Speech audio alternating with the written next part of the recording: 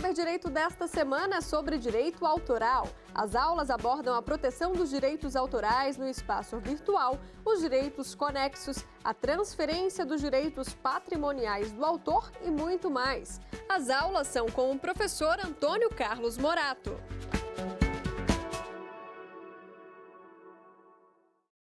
Olá, este é o Saber Direito e nós prosseguimos no nosso curso de Direito Autoral.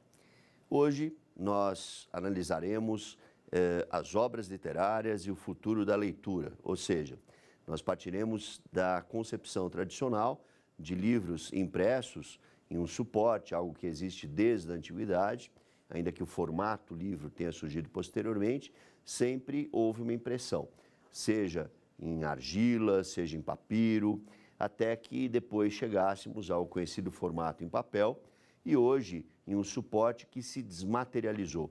Quando falamos, por exemplo, em um formato como o PDF, que é usado nos tribunais e é usado também em obras literárias, não é? Nós temos uma evolução e essa evolução foi bastante significativa. Só que isso envolve também uma mudança no padrão de leitura. Envolve questões de natureza tributária, a imunidade tributária quanto ao papel, ou seja, nós temos uma discussão quanto ao suporte. Também existe uma discussão bastante interessante, onde se relativiza a questão do direito autoral, como aconteceu, por exemplo, na digitalização, no caso Google Books versus Authors Guild e também American Publishers, ou seja, os editores norte-americanos, os escritores norte-americanos e também a empresa Google, que custeou um processo de digitalização, inclusive processo que também foi seguido pela Unesco, que é um órgão das Nações Unidas. Então, tudo isso é de suma relevância para entender o direito autoral no mundo contemporâneo. Bem, inicialmente, nós devemos lembrar o seguinte, que a obra literária ela tem uma relevância histórica. Vamos lembrar que o direito de autor só surgiu em razão justamente de um avanço tecnológico que foi a invenção da imprensa pelo Gutenberg na Alemanha. Embora a ideia de caracteres móveis, a imprensa de tipos móveis tenha se firmado, tenha sido esse marco histórico bastante relevante, inclusive o primeiro livro impresso foi a Bíblia, e isso foi importante, por exemplo, em relação ao avanço da leitura, porque era um período de muita religiosidade. Nós temos que lembrar que também existiu um momento anterior, que foi a invenção de tipos móveis na China, no século XI, onde Binchen teria utilizado tipos móveis, mas não com a mesma resistência que posteriormente Gutenberg desenvolveria com seus tipos móveis na própria Alemanha. E essa inovação tecnológica foi bastante relevante por uma razão. A imprensa, a ideia e a concepção de imprensa tornou o acesso aos livros possível. Então, é interessante dizer que, nos dias atuais, em relação à internet, que o direito autoral não mais existe, que o direito autoral não é relevante, sendo em conta que todo avanço tecnológico traz um reflexo significativo para o direito autoral. Por exemplo, se imaginarmos a aurora da humanidade e imaginarmos que sempre o homem, de alguma maneira, precisou expressar sua arte, seja nas cavernas, seja nas civilizações mais rudimentares, no decorrer da história, nós chegamos à conclusão de que havia, sem dúvida, escrita. Havia escrita durante a Grécia Antiga, durante Roma, não é? Império Romano, mas o que mudou foi justamente esse salto tecnológico que tornou possível a superação, por exemplo, dos monges copistas que eram responsáveis pela reprodução em mosteiros medievais, não é? E situação muito bem descrita pelo Umberto Eco na sua obra O Nome da Rosa. Então, essa ideia de restringir o conhecimento e, de alguma maneira, limitá-lo, inclusive pelo fato de que poucas pessoas eram alfabetizadas e eram aptas a reproduzir essas obras, deixou de existir porque houve um sistema muito mais acessível, muito mais razoável para garantir o acesso a essas mesmas obras. Só que, curiosamente, o primeiro interesse a ser observado não foi o do próprio autor. O fato de ocorrer essa redução de custos com o advento da imprensa gerou uma situação interessante. Por quê? Porque várias pessoas se dedicaram ao mercado, que foi o mercado editorial. E aí passou a existir uma concorrência entre editoras. Então, o primeiro interesse a ser tutelado, o primeiro interesse a ser protegido, foi justamente o interesse do editor. E é interessante porque o professor Fábio Maria de Matia, da Universidade de São Paulo, ele escreveu um trabalho justamente sobre o editor e as obras no sistema de artes gráficas, não é? Nós temos um sistema, o contrato de edição, que existe até hoje. Nós mencionamos na aula anterior, inclusive, o artigo 53 e o 49 que versa sobre a transferência de direitos autorais, e o 53 que, a partir do artigo 53, nós temos o chamado contrato de edição, e todo o desenvolvimento, todo o aparato tecnológico que foi desenvolvido a partir deste momento. Então, o contrato de edição, inicialmente, né, foi elaborado tendo em conta que seria necessário garantir o interesse do editor, garantir que o editor tivesse exclusividade naquele momento. Aliás, isso existe, inclusive, no texto atual da Lei 9.610, porque o artigo 63 da Lei 9.610 garante o direito do editor, que, aliás, existe uma situação de titularidade derivada. Vamos lembrar sempre que o autor é titular originário e que a titularidade derivada, seja por contrato, seja por sucessão. Então, no caso do contrato de edição, o editor é titular derivado por contrato, pela vontade, pela livre expressão da vontade. E o contrato de edição, voltando àquele período histórico, né, em que várias edições simultâneas, e falamos aqui de obras em domínio privado, né, várias obras simultâneas eram editadas, se constatou que com isso existia um prejuízo para o editor. É possível, claro, quando há domínio público, que nós temos diversas obras. Cito como exemplo o que acontece no período de vestibulares, por exemplo, para as universidades federais, ou na FUVEST, no caso da Universidade de São Paulo, houve um período em que normalmente eram indicadas obras em domínio público. Inclusive, existe o site dominiopublico.gov.br, em que é possível realizar o download de obras em domínio público. Mas é importante também salientar o seguinte: o custo é menor. Em regra, como eu falei anteriormente, né, na aula anterior, o percentual que é dirigido ao autor é de 10% sobre o valor de capa. Os 90%, esse, claro, envolve uma situação média, nós podemos ter percentuais inferiores, percentuais superiores, mas a regra é normalmente 10% sobre o valor de capa e 90% acaba sendo dividido entre o editor e o distribuidor, porque é muito importante também editar a obra. Às vezes até boa parte do mercado editorial já não mais trabalha com gráficas próprias, são gráficas terceirizadas e, posteriormente, o editor, que justamente tem a função de difundir a obra, tornar a obra pública, por isso que nós temos o termo em inglês, publisher, não é? Existe essa obrigatoriedade, esse dever de justamente difundir a obra, mas, ao mesmo tempo, é de fundamental importância lembrar o papel do distribuidor. O distribuidor é que torna possível que a obra chegue ao grande público. Por isso, desses 90%, há uma divisão entre o distribuidor e o editor, 10%, a regra geral. Isso não está na lei, isso é algo consuetudinário, costumeiro, não é? 10% é destinado ao autor.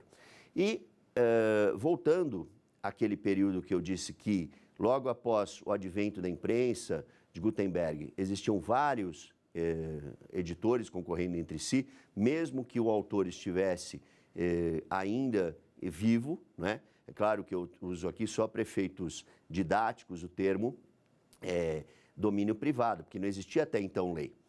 A primeira lei surgiu posteriormente.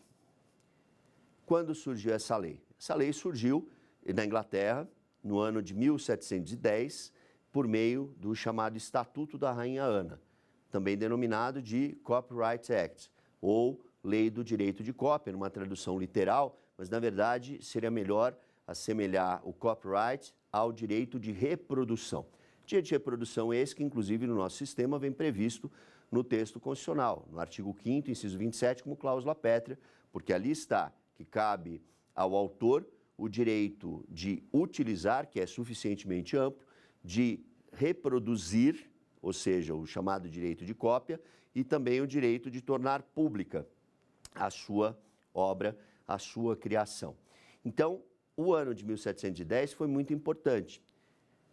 Curiosamente, esse sistema, que foi um sistema pioneiro, ele era centrado sobre a obra. Até hoje nós temos esse sistema por meio do chamado copyright, sistema de copyright ou sistema objetivo, que é o que vigora entre os países anglo-americanos. O sistema seguido pelo Brasil é um sistema subjetivo, ou seja, a proteção é concentrada no autor. E aí nós temos um sistema que prestigia tanto direitos patrimoniais, que são preponderantes nos sistemas de copyright, ainda que ali, depois do ingresso dos Estados Unidos na Convenção de Berna, no final dos anos 80, os Estados Unidos também adotaram em seu sistema, pelo menos em relação às obras visuais, um sistema protetivo em relação a direitos morais de autor. E no nosso sistema, que é um sistema que segue essa matriz francesa, o sistema de droit d'auteur, existe grande relevância nos direitos morais, que são direitos da personalidade. Nós temos uma relação direta com o artigo 11 e seguintes, do que se prevê no Código Civil, e mais do que isso, nós temos o artigo 5º no inciso 5º e no inciso 10, que justamente são dispositivos que versam sobre os direitos da personalidade. E o artigo 24 da Lei 9.610, ao tratar de direitos morais de autor, versa igualmente sobre direitos da personalidade, só que aplicados ao direito autoral.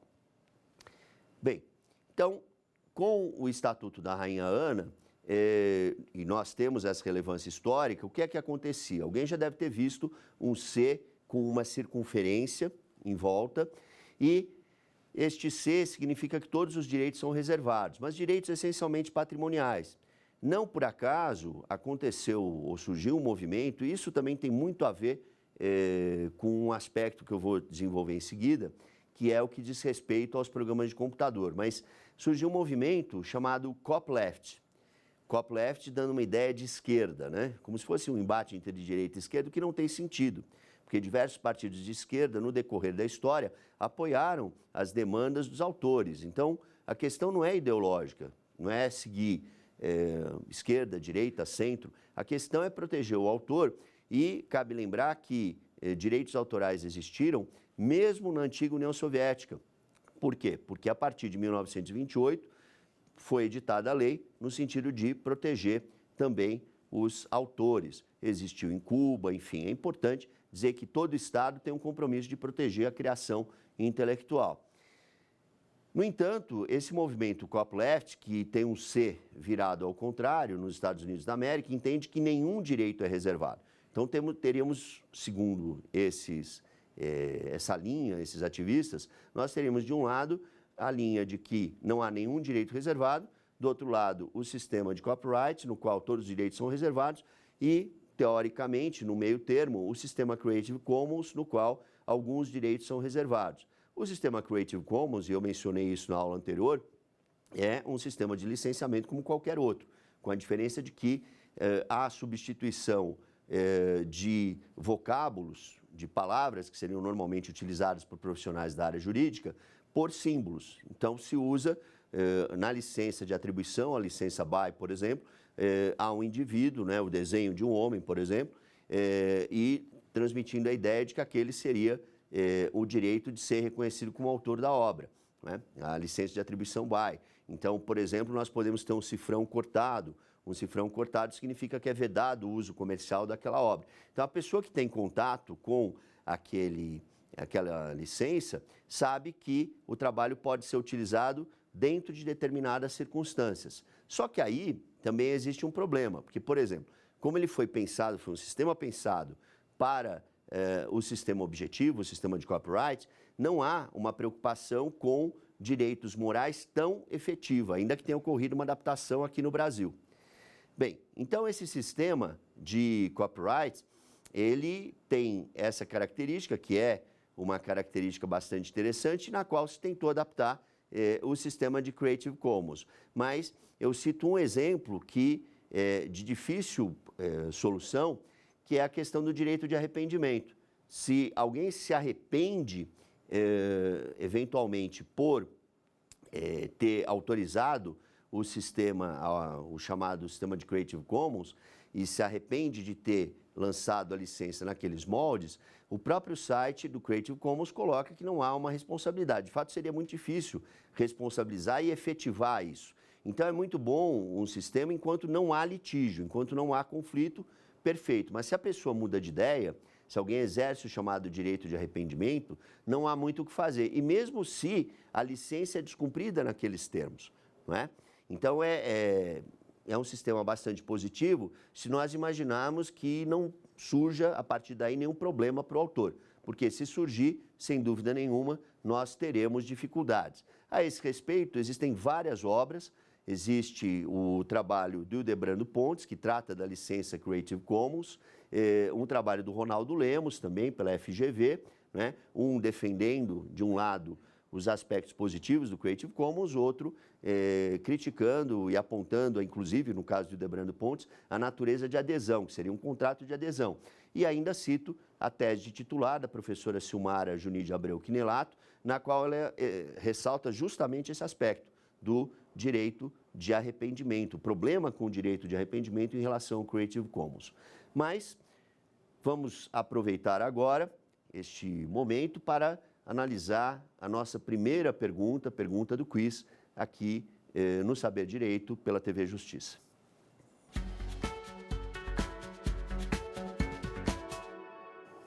Bem, então, ponto importante que eu abordei anteriormente, mas que tem relação direta com a obra literária que nós discutimos hoje, questão do tradutor.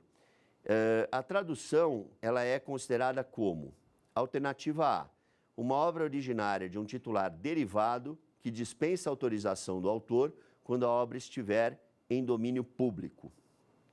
Alternativa B, uma obra derivada de um titular originário que exige autorização do autor quando a obra estiver em domínio privado. Alternativa C, uma obra derivada de um titular derivado que dispensa autorização do autor quando a obra estiver em domínio privado.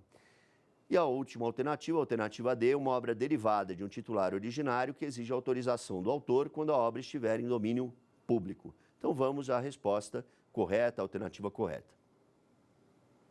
E a alternativa correta, a alternativa B, uma obra derivada, por quê? Porque nós temos a obra originária, a obra que deu origem àquele trabalho. Vamos imaginar que nós tenhamos ali uma obra como do William Shakespeare, não é? Hamlet ou Sonho de uma Noite de Verão, e temos ali uma obra derivada, que é a obra do tradutor, citando dois autores bastante renomados, tradutores do Shakespeare aqui no Brasil.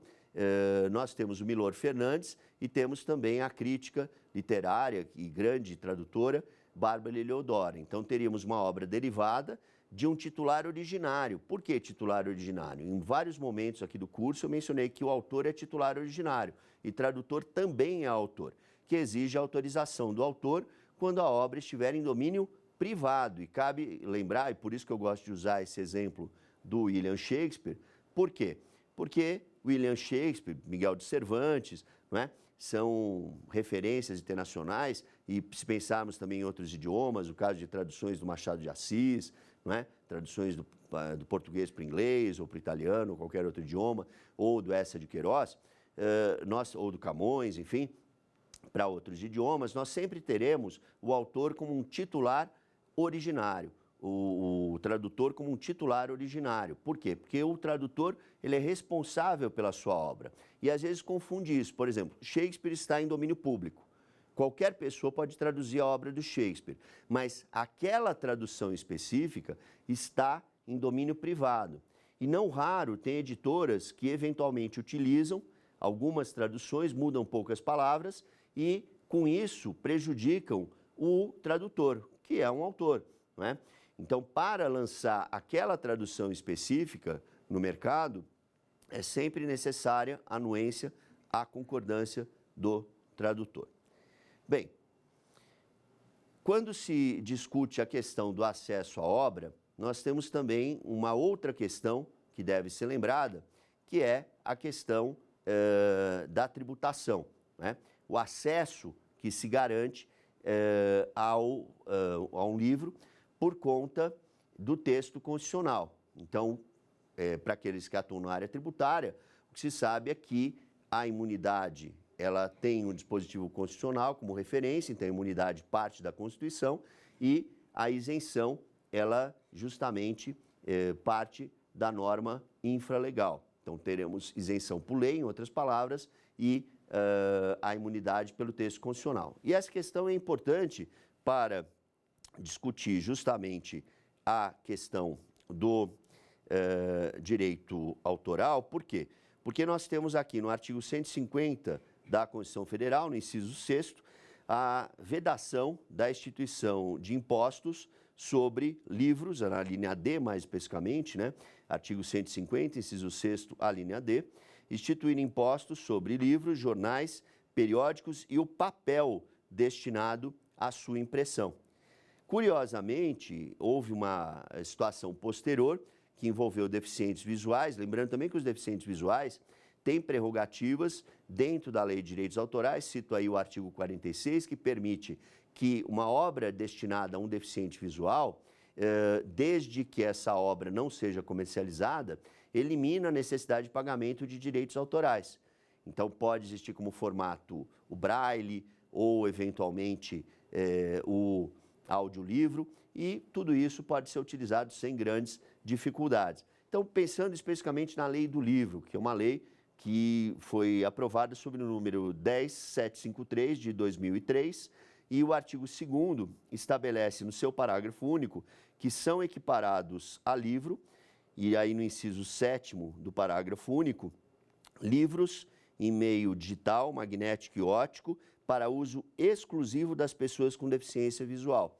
Ou seja, existiu uma situação em que, sem dúvida nenhuma, o suporte que foi eletrônico, nesse caso, né, acabou sendo isento de tributos, mas isento por quê? Isento em relação a um grupo de pessoas que são os deficientes visuais. O que se discutiu posteriormente, notem que o Supremo nem sempre concordou com essa linha de raciocínio, e a questão também não é tão simples e tem que ser lembrado. Por quê? Porque nós podemos ter um livro, em um livro eletrônico, como que acontece, por exemplo, com o Kindle, né, que popularizou o conceito de livro eletrônico, o conceito de e-book, só que esse texto original, que originalmente seria, né, destinado, esse texto ou esse sistema com textos ali reunidos, que seria destinado à leitura,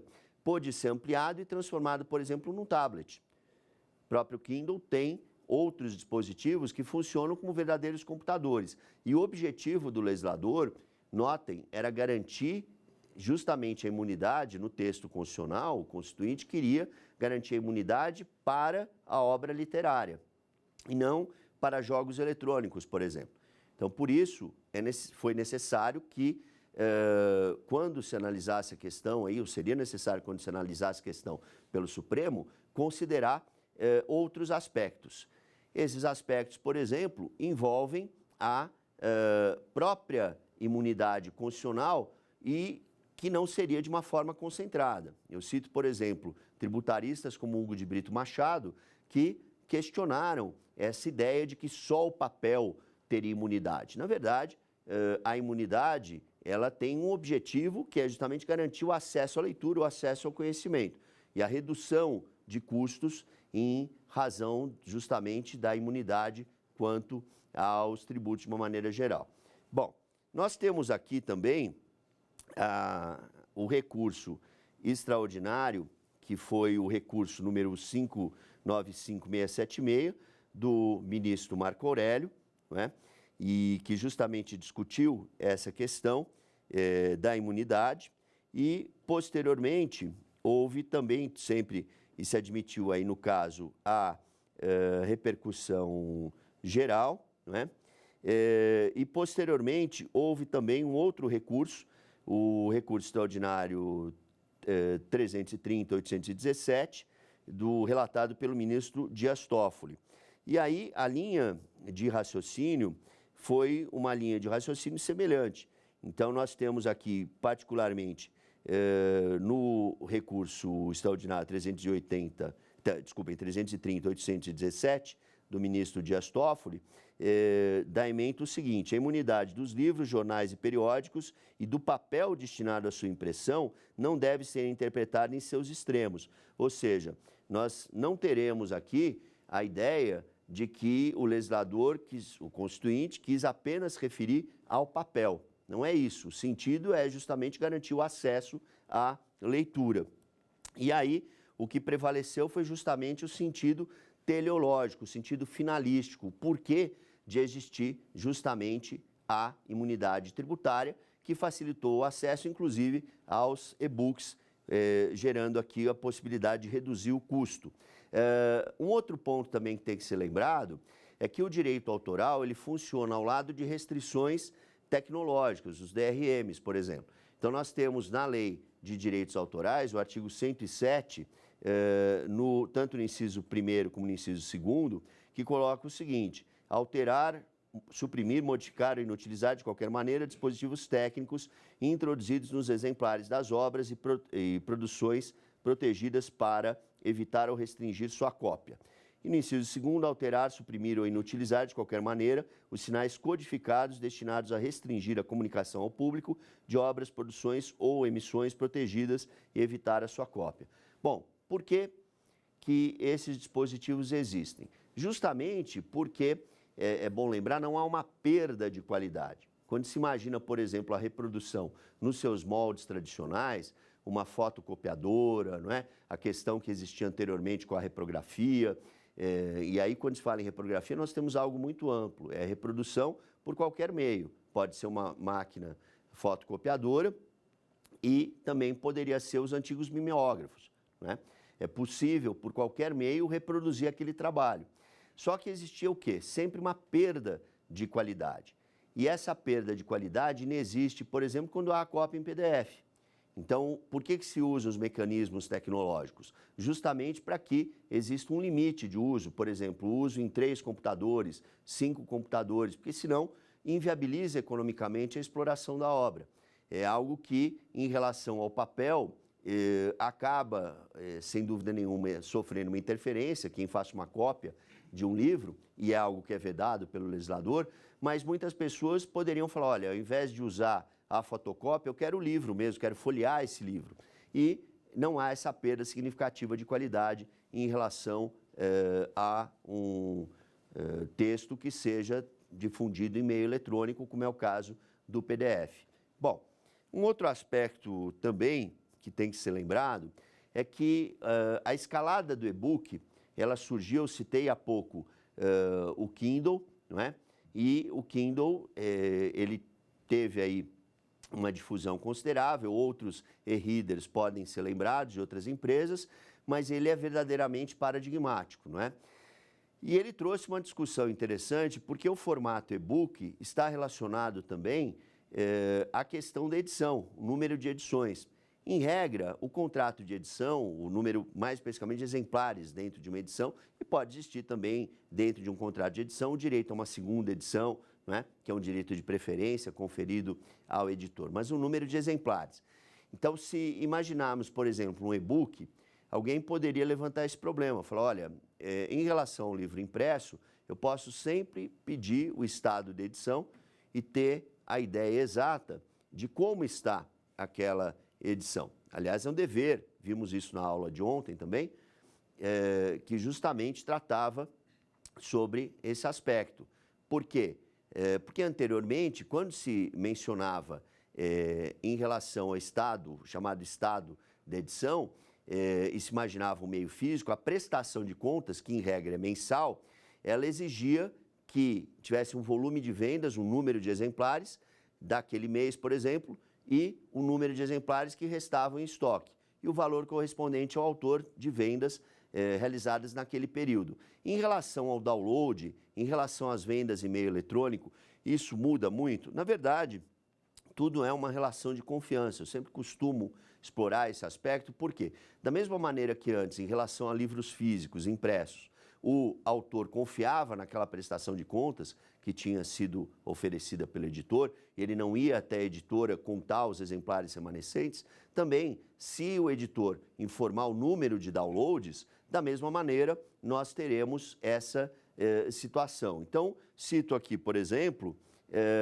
um ponto que é interessante, que é o artigo 56, que versa na hipótese de não existir uma disposição expressa no contrato de edição, o artigo 56 coloca a possibilidade de se considerar os 3.000 exemplares. 3.000 exemplares é um número bastante fácil de memorizar, por quê? Porque nós temos 3.000 exemplares tanto no contrato de edição, como também quando há reprodução fraudulenta da obra, também se usa o conceito de 3.000 exemplares, além do que for apurado.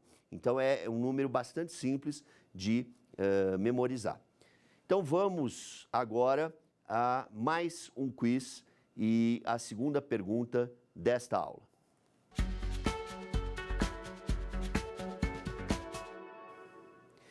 A contrafação de obra literária, alternativa A, é considerada como sinônimo de plágio?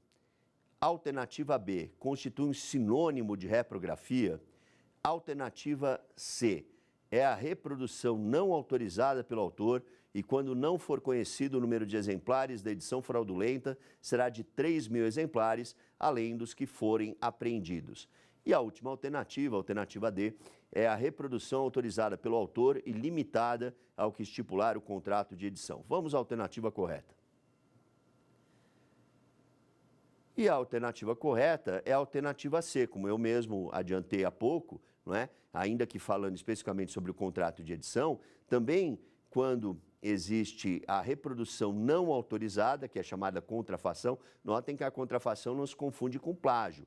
Aliás, é importante essa alternativa A, eu faço esclarecimento prévio, porque plágio é uma situação na qual alguém se apresenta como autor e, por tal razão, viola também direito moral de autor, viola o artigo 24, inciso 2º, que garante o direito de paternidade do autor sobre a sua obra, e a contrafação é uma violação exclusivamente de natureza econômica, de natureza patrimonial. Por isso, nós temos aqui reprodução não autorizada pelo autor e, quando não for conhecido o número de exemplares da edição fraudulenta, será de 3.000 exemplares, além dos que forem apreendidos.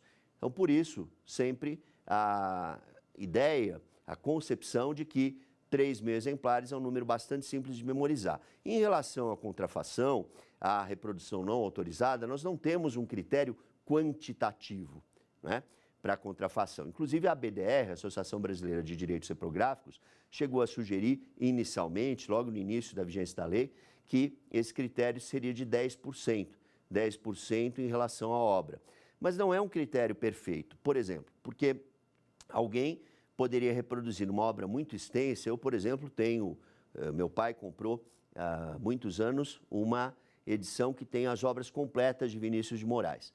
Então, um livro bastante extenso, em torno de 600 páginas, não é? E em uma página existe o soneto da fidelidade.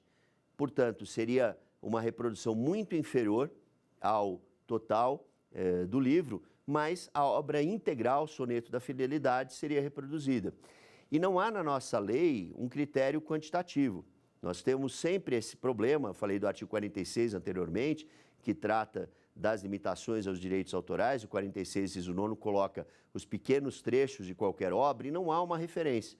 Se nós utilizarmos, por exemplo, para a contrafação, a lei argentina, que é de 1933, usa como referência o total de 1.000 palavras para a obra literária e de 8 compassos para as obras musicais. Mas aí seria uma utilização indevida daquele determinado percentual ou daquela determinada quantidade que foi estabelecida pelo legislador.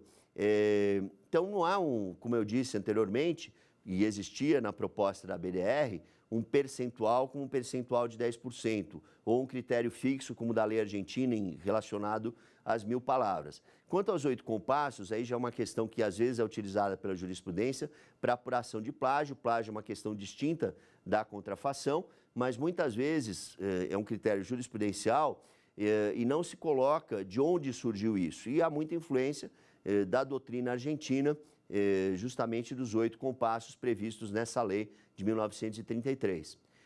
Bem, então, esses critérios em relação à contrafação, eles são muito importantes. Por quê? Porque reprodução não autorizada é sempre um tema bastante controverso. Se nós utilizarmos o critério que aconteceu nos Estados Unidos, o que aconteceu nos Estados Unidos como critério para essa discussão, houve a digitalização pela empresa Google e a Google simplesmente resolveu digitalizar trabalhos de diversos autores e surgiu o seguinte problema. Qual foi o critério proposto, inclusive para autores estrangeiros? O critério era que aqueles que não concordassem com a digitalização deveriam se opor e notificar a empresa de que não concordavam com a digitalização de seus trabalhos. Só que esse critério é o critério inverso da legislação brasileira, inclusive da legislação norte-americana, de boa parte do mundo. Por quê? Porque, na verdade, inicialmente, nós devemos considerar que não é possível digitalizar sem a concordância dos autores. Então, o certo seria digitalizar paulatinamente de acordo com a anuência de cada autor. É claro que existem dificuldades. Por exemplo, obra em domínio privado. Existem obras que precisam ser digitalizadas até para garantir o acesso. Poucos exemplares, então às vezes uma biblioteca precisa daquela digitalização, mas o ideal seria, pensando agora na legislação brasileira, que nós tivéssemos uma alteração nas limitações aos direitos autorais que permitisse, por exemplo, em relação às bibliotecas, realizar a digitalização para um conteúdo limitado ou para efeitos de preservação do material, embora boa parte desses casos envolveria não obras em domínio privado, mas sim obras em domínio público. Então, esse critério que foi utilizado pelo Google foi questionado pela American Publishers, pela Authors Guild, e a questão acabou tendo um desfecho relativamente favorável ao Google, mas há um ponto também que tem que ser enfatizado. Internacionalmente, o Google concordou em colocar pequenos trechos e o restante sempre lembrar que existe a proteção por direitos autorais. A digitalização em si, notem bem, como técnica, ela é muito bem-vinda. Lembro aqui, por exemplo, o que ocorreu na Universidade de Harvard, até o responsável pela Universidade de Harvard, pela biblioteca especificamente da Universidade de Harvard, o Robert Darnton, ele escreveu uma obra justamente tratando desse processo de digitalização. Pensando também na Unesco, a digitalização ela é muito positiva, pensando na Gálica, da Biblioteca Nacional da França, obras em domínio público, de alguma maneira se garantiu o acesso de várias pessoas a obras que estão em domínio público, livros raríssimos. Então a tecnologia é muito bem-vinda nesse caso. Só que nós temos sempre que buscar o equilíbrio. Buscar um equilíbrio, inclusive, que é garantido pela Declaração Universal de Direitos Humanos via artigo 27. O artigo 27 da Declaração Universal de Direitos Humanos garante tanto a proteção ao autor, como também o acesso às obras que o autor cria. Então, esse aspecto, ele é, sem dúvida, de grande relevância. Apesar disso, o mercado editorial, ele também leva em conta as obras que são obras físicas. Hoje em dia, inclusive, prevalece, ainda há uma preferência em relação às obras físicas em comparação com as obras digitais. O que não aconteceu, por exemplo, no caso da música. O caso Napster, por exemplo, se imaginarmos o que existia anteriormente, a troca de arquivos na década anterior, ela praticamente aniquilou o mercado musical. Esse mercado musical, ele só foi recuperado aos poucos. Por quê? porque a Apple lançou o iTunes, inicialmente, em 2006, e permitiu o download pago. E até perguntaram a Steve Jobs por que ele iria cobrar por algo que era gratuito. Primeiro, o custo foi muito reduzido, foi em torno aí de 99 centavos de dólar, e isso tornou possível o download de músicas legalmente, e ele respondeu o seguinte, que o acervo seria o grande diferencial. De fato, o acervo do iTunes, que permite o download música a música, acabou ajudando muito para a sedimentação desse mercado. Nos dias atuais, o que se tem é uma situação bastante diferente em relação às obras musicais. Por exemplo, nós vamos encontrar, quanto às obras musicais, a possibilidade de um acesso irrestrito às obras e a diversas músicas. Não é música por música, que é o caso justamente do Deezer, do Spotify. Então, a ideia é que o autor deve ganhar, e o que se discute hoje, notem que é uma discussão muito mais aprofundada do que a que existia anteriormente, é realmente quanto o autor deve ganhar, não mais se o autor deve ganhar. Então, isso existe na obra musical e também deve ser aplicado à obra literária. A obra literária, eu falei no início, é relevante também para os programas de computador. Por quê? Porque existia uma equiparação. Então, nossa lei de 98, a lei 9.609 de 98, estabelece que as obras literárias são equiparadas aos programas de computador, vice-versa. E por que isso? Justamente porque, eu citei o Estatuto da Rainha Ana, do ano de 1710, justamente porque a obra literária é a obra mais antiga, é a obra na qual há mais harmonia quanto ao seu prazo protetivo, não há grandes diferenças em relação à necessidade de sua proteção, e por isso essa visão inicial no sentido de proteger os programas de computador como obra literária, inclusive porque os comandos poderiam, de alguma forma, ser impressos naquele período, né, uma sequência de comandos, inclusive relativos ao código-fonte, e aí, de alguma maneira, nós teríamos algo que equivaleria à obra literária. Mas sempre é bom lembrar que não é algo perfeito. Tanto é verdade que o órgão de registro aqui no Brasil, registro igualmente facultativo, porque entre as obras protegidas na Lei de Direitos Autorais, no artigo 7º, nós temos ali os programas de computador. Nós temos os programas de computador no rol de obras protegidas e também na lei específica, que é a Lei 9.609. E o registro do programa de computador, do código-fonte, é facultativo. Ele não é obrigatório, como que acontece em relação a uma patente, em relação a uma marca, em relação ao modelo de utilidade, em relação ao desenho industrial, que são regulados pela Lei 9279 de 96 e ao registro no INPI. A diferença que existe, curiosamente, é que o órgão de registro para os programas de computador é o próprio INPI, mas não se considera a atividade inventiva, não se considera justamente a concepção de novidade, enfim, todos aqueles requisitos que são colocados na Lei de Propriedade Industrial, na 9279, para considerar que alguém pode ou não ser pelos termos da lei, considerado como inventor. Bom, então, nós temos também um outro ponto interessante, que é a questão das obras esgotadas. Nós discutimos os livros eletrônicos. Por quê? Porque no contrato de edição, fundamentalmente, nós temos a possibilidade de considerar que a obra se esgotou a termo. Isso acontece muito em relação a obras que são lançadas dentro do Plano Nacional de Livros Didáticos, do PNLD. Então, a editora celebra um contrato com o autor e, por exemplo, explora aquela obra por um determinado período. Pode ser um período de 6 meses, 1 ano, 2 anos, enfim. Então, essa é a situação que envolve um termo final. Nós temos um prazo, um intervalo entre 2 termos, termo inicial e termo final, ou podemos utilizar também um critério estabelecido pela lei, e que é o critério de um percentual inferior a 10% da edição. Então, por exemplo, se nós tivermos 1.000 exemplares e a obra chegou a 99, 90 exemplares, chegou a um percentual inferior a 10% e, portanto, está esgotada. Isso consta no artigo 63, no parágrafo 2º, considera-se esgotada a edição quando restarem em estoque, em poder do editor, exemplares em número inferior a 10% do total da edição.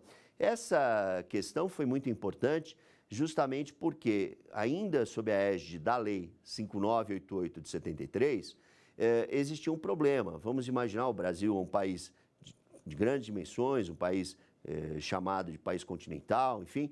Então, poderíamos ter no Rio Grande do Sul, em Porto Alegre, uma obra e poderíamos ter outra obra em Manaus. E a editora poderia insistir que aquela obra não estaria esgotada, justamente porque ainda existiam 2 exemplares à venda em livrarias diversas. E isso geraria conflito. Ao invés disso, o que o legislador optou? O legislador optou por um critério objetivo para resolver esse tipo de situação. Então, vamos à última questão, a terceira e última questão do nosso quiz sobre esse tema de hoje, que é o tema de obras literárias.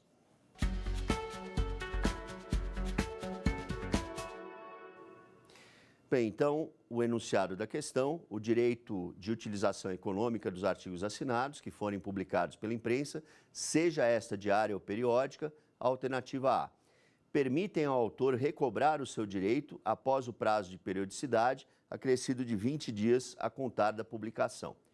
Alternativa B: impedem que o autor do artigo assinado possa utilizá-lo posteriormente por expressa disposição legal.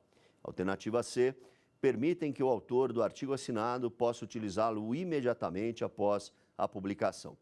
E a última alternativa, a alternativa D: permitem ao autor recobrar o seu direito após o prazo de periodicidade, acrescido de 40 dias a contar da publicação. Então, vamos observar qual a alternativa correta.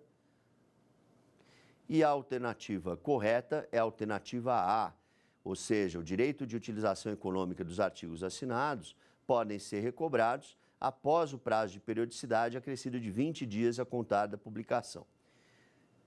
Por que essa discussão é relevante? Justamente pelo fato de que existem obras como jornais, revistas, né, cada um com a sua periodicidade própria. Nós temos, por exemplo, em relação aos jornais, normalmente uma edição diária. Existem jornais, e no passado existiram muitos jornais que eram semanais. Cito como exemplo um jornal que circulava na cidade de São Paulo, chamado Shopping News, só circulava aos domingos, né? Mas as revistas normalmente têm periodicidade semanal ou mensal. Então, o que vai acontecer? Nós teremos esse cálculo considerado a partir da circulação diária, semanal, mensal ou eventualmente anual, acrescido de um prazo de 20 dias. Essa questão foi particularmente importante quando se discutiu, por exemplo, digitalização de jornais. E para entender essa discussão, temos que voltar uma vez mais ao tema da obra coletiva.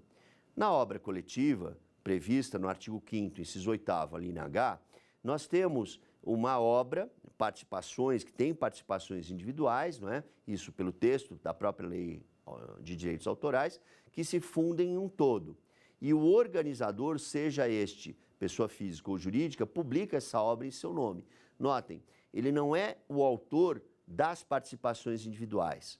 Nós não podemos confundir, por exemplo, Folha de São Paulo, o jornal ou Estado de São Paulo, com um articulista, no caso da Folha de São Paulo, por exemplo, o Clóvis Rossi. Clóvis Rossi, ele é titular de uma obra individual. Folha de São Paulo, jornal de ponta a ponta, é uma obra coletiva. Nessa situação, é importante discutir, por exemplo, a questão da digitalização das obras, o acesso que se garante a essas obras na internet. Utilizo como exemplo a própria universidade na qual eu trabalho, que é a Universidade de São Paulo, uma universidade pública que tem um compromisso público, e existe a revista da Faculdade de Direito. E existe também revistas de outras unidades, de outras faculdades. E o que acontece? Existe o direito, e a revista é anual, o direito de cada autor que escreveu um artigo para aquela obra, e depois de 20 dias, passado aquele ano, ele recupera o direito sobre aquela obra. E ele pode publicar onde bem entender. Mas notem que, considerando o contexto da obra coletiva, não seria possível permitir a digitalização daquela obra como um todo, ou proibir, única e tão somente ao arbítrio, ao alvedrio de um único autor. Por quê? Porque é uma decisão da pessoa física ou jurídica que publica a obra em seu nome. No caso da Universidade de São Paulo, uma autarquia estadual, e ela pode publicar como publicou no passado, o texto impresso e, atualmente, como acabou garantindo, é um grande número de estudantes de Direito no Brasil, né, na Faculdade de Direito, garantindo acesso a diversos artigos. Então, esse mesmo raciocínio é aplicável também às empresas de natureza privada. Então, se pensarmos em um grande jornal, uma grande revista, o raciocínio é rigorosamente o mesmo. Ou seja, a digitalização é possível, só que é possível somente com a anuência, com a concordância da pessoa jurídica. No caso, citei a Universidade de São Paulo, a autarquia Universidade de São Paulo, e poderia ser também uma revista semanal editada pela editora A, editora B, editora C, pouco importa o nome. E nós tivemos um caso interessante, bastante interessante, uma grande revista aqui no Brasil, que foi analisado pelo Superior Tribunal de Justiça, teve como relator o ministro João Otávio Noronha, um caso bastante importante, paradigmático. Mas notem, é importante que se observe que neste caso específico existiam provas substanciais em primeira instância de que o contrato de edição permitia ao autor a utilização apenas em um suporte específico, ou seja, proibia a utilização em qualquer meio posterior. E isso foi muito importante para resolver a questão. Se pensarmos em outras situações, a digitalização não seria tão simples de resolver como se resolveu nesse caso, no qual o autor, pessoa física, da participação individual foi privilegiado. Por quê? Inclusive, é uma questão que pode ser discutida no próprio Supremo Tribunal Federal, porque a cláusula pétrea está prevista no texto constitucional, no artigo 5º, inciso 28, alínea A. Lá nós vamos encontrar também a menção à obra coletiva. E existe um dado importante, que é garantir o acesso a um grande número de pessoas a edições antigas das revistas e, simultaneamente, garantir que um determinado autor tenha o seu prazo de periodicidade respeitado. Então, o que se quer garantir? Que o autor publique as suas obras em outros jornais, em outras revistas, ele tem esse direito. O que não existe é o direito de proibir que a obra seja digitalizada no todo. Isso é aplicável a uma revista, a uma enciclopédia, a um jornal. Por quê? Porque é uma obra coletiva. Nós não podemos confundir uma situação com outra. De um lado, analisa-se a obra individual, de outro, analisa-se a obra de natureza coletiva. Por fim, eu considero muito importante tratar da questão dos blogs, tratar da questão das fanfictions, que também são obras literárias. No caso das fanfictions, que nós discutimos em um momento anterior, existe um óbice em relação às obras que estão em domínio privado. Por quê? Porque quem desenvolveu, pretender desenvolver histórias baseadas na saga Star Wars, Star Trek ou, eventualmente, Harry Potter e assim vai, necessita da autorização do autor, a não ser que o autor manifeste publicamente, por exemplo, a sua anuência, a sua autorização. Ele diz o seguinte: olha, façam o que bem entenderem com o meu personagem. Em regra, prevalece a proteção à história e não ao personagem individual. Existem várias discussões a esse respeito quanto ao que prevaleceria, personagem individual ou história, e pela análise jurisprudencial, eu defendi uma tese de doutorado, ainda que sobre obra audiovisual, mas analisando os vários litígios, quase sempre prevalece a obra como um todo em relação ao personagem. E os blogs, claro, dentro de obra jornalística, existe um trabalho bastante importante e que pode se equiparar à obra de natureza literária. Então, este foi o Saber Direito. Especificamente, neste programa, tratamos da obra de natureza literária, e esta obra de natureza literária envolveu alguns aspectos. Vamos lembrar o que nós tratamos na aula de hoje. Então, inicialmente, falamos sobre a imunidade das obras literárias, após uma análise geral do que é o direito autoral, em cotejo com as obras literárias.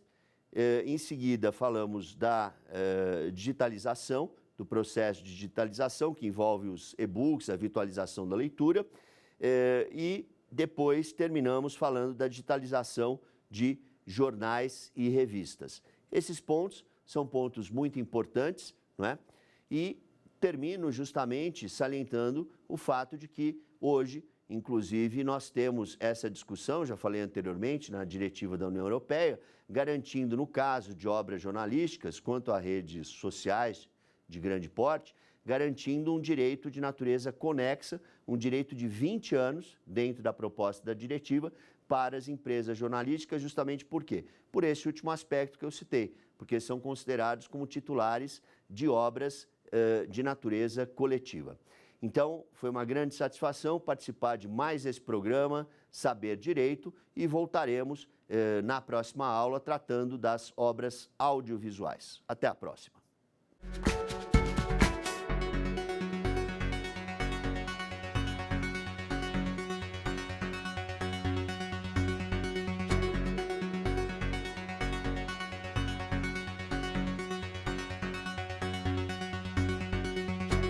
Quer dar uma sugestão de tema para os cursos do Saber Direito? Então mande um e-mail para a gente, saberdireito@stf.jus.br, ou entre em contato pelo nosso WhatsApp. O número é esse que aparece na sua tela. Você também pode estudar pela internet. É só acessar tvjustiça.jus.br ou rever as aulas no nosso canal do YouTube, TV Justiça Oficial.